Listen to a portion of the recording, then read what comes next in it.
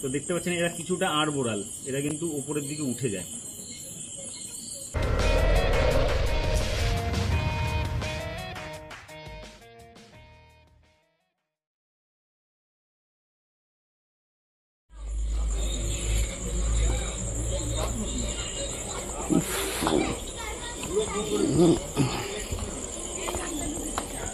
ওই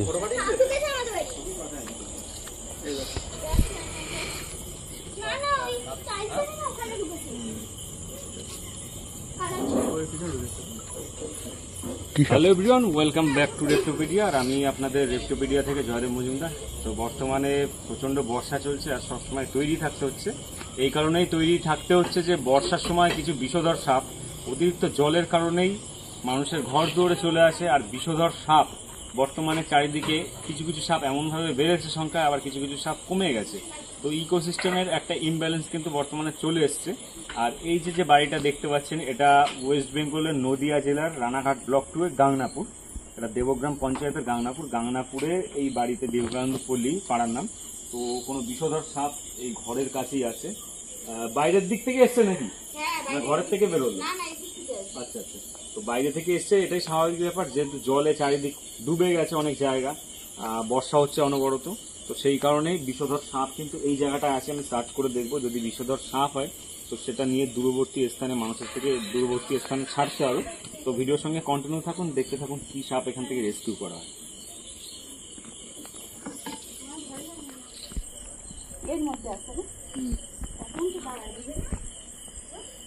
এইখান দিয়ে ঢুকেছে, এই সাইড দিয়ে, তাই তো?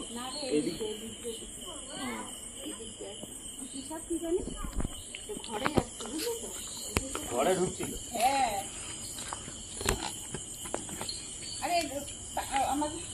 গতকাল একজনের বাড়িতে মশারির ওপর ছিল, গোখর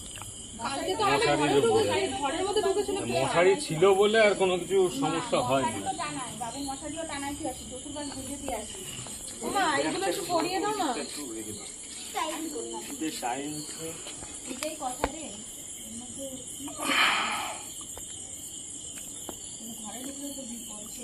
টাইলস গুলো নামায় দে না,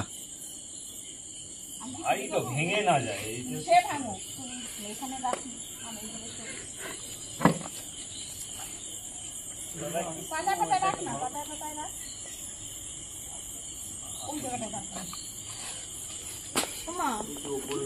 এগুলো একটু সরিয়ে দাও না এখান থেকে, এগুলো সরিয়ে দাও। আছে না, উপরেই আছে। কি সাপটা? কালাস না? ওটা বাবা গায়ে কামড়াতি আছে।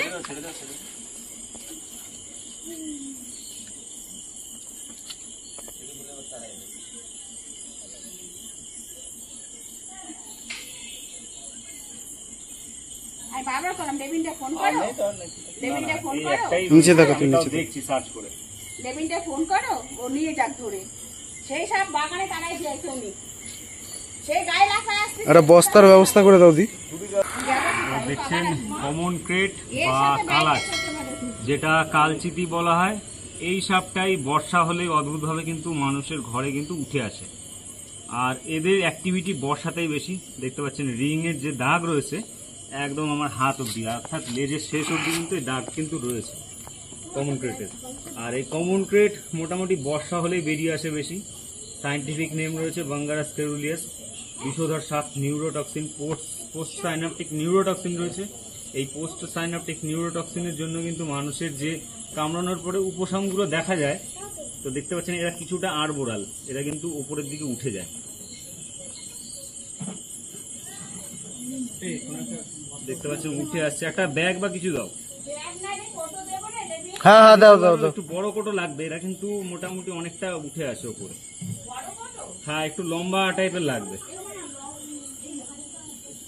এরা কিছুটা, যেটা বলছিলাম আড়বোড়াল, কিছুটা বাইতে পারে কিন্তু।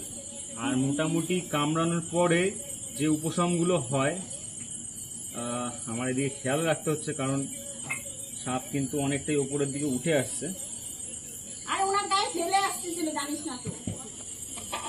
তো দেখছেন এরা মোটামুটি মানুষের ঘরের কাছের দিকে চলে আসে। আর এরা কামড়ানোর পরে দাঁত এতটাই ছোট আর পোস্ট সাইনাপিক নিউরোটক্সিন থাকে বলেই কামড়ানোর পরে কিন্তু বোঝা যায় না যে কালাচে কামড়েছে। আর ম্যাক্সিমাম কামড়গুলো হয় কিন্তু এই সাইজের কালাচের, যে অনেক জায়গায় মারা হয় কামড়ানোর পরে সাপ, ম্যাক্সিমাম জায়গায় কিন্তু এই সাইজের কালাচই কিন্তু মারা হয়। আর ছোট কালাচ অনেক সময় কিন্তু বোঝা যায় না। দেখছি পেঁয়া চালা কৌটো নেই? ছোটতে তো হবে না, ওই জন্যই তো এটা দিলাম। এটাই ঠিক আছে। ঠিক আছে, অসুবিধা নেই। পরে আমি একটা ই করলাম।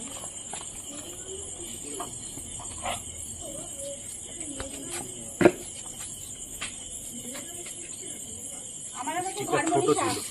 ঘর চিতির যেটা বলছিলাম, অনেকে মুখটা, ঘর মুখটা? চিতির ভাবে এই লেজের শেষ অবধি দেখতে পাচ্ছেন দাগ রয়েছে, যেটা ঘর চিতির লেজের কাছে কিন্তু থাকেই না। এইটা হচ্ছে পার্থক্য। আর কালো হয়, কিন্তু এই যে কালার দেখছেন এটা কিন্তু অনেকটা ফ্যাকাশে কালার, কালোর অংশটা খুব কম রয়েছে। তো এই কারণে অনেক সময় কিন্তু ঘর চিতি মনে হতেই পারে। আর যেটা তখন বলছিলাম, এই উপশমগুলো যেগুলো হয় কামড়ানোর পরে, শিবনেত্র হয়, টোসিস, গলা ব্যথা, মাসেল পুল হয়, মাসেলের যে খিচুনি যেটা বলে বাংলায়, হাড়ের জয়েন্ট পেন, হাড়ের গিটে গাঁটে গাঁটে ব্যথা হয়, পেট ব্যথা হয়। এই উপশমগুলো কিন্তু দেখেই মানুষ বোঝা উচিত যে একটা কালাচি কামড়েছে। আর এই বাইটগুলো ম্যাক্সিমাম হয় ভোরের দিকে, রাত্রে ঘরে ঢোকে, তারপরে বিছানায় উঠে পড়ে। মশারির মধ্যে যদি মশারি ঠিকঠাক গোজা না থাকে, মশারির মধ্যে ঢুকবে এবং ঢুকে আপনার গায়ের কাছে থাকবে। যেই আপনি এদিক ওদিক মোড়া 5 ফিটে শুতে যাবেন, মোড়ামুড়ি করবেন, তখনই কিন্তু কামড়ে দেবে আঘাত পেয়ে। আঘাত যতক্ষণ না পায় ততক্ষণ শরীরের পাশেই কিন্তু থাকে, কামড়াবে না। তো এটা এর মধ্যে নিয়ে নেবো, যেহেতু আমি সবসময় ব্যাগেই নিই, এখন কোটোয় নিতে হচ্ছে, একটু চাপের ব্যাপার।